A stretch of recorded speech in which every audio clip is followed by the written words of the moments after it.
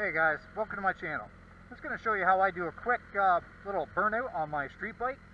Not a trained professional, but just slowly over time I've built up the confidence to try it out. So be very careful. One thing I can't stress enough is you're going to want to hold that brake real good.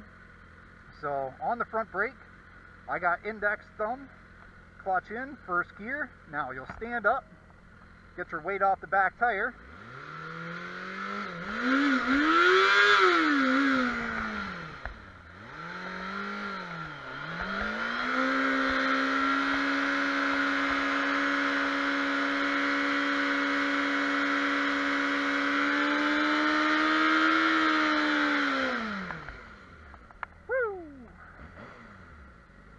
Smell that rubber.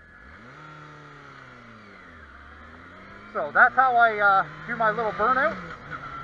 Like I said, just take your time, be very careful, and make sure to hold that front brake. Thanks for watching, guys. See you next time.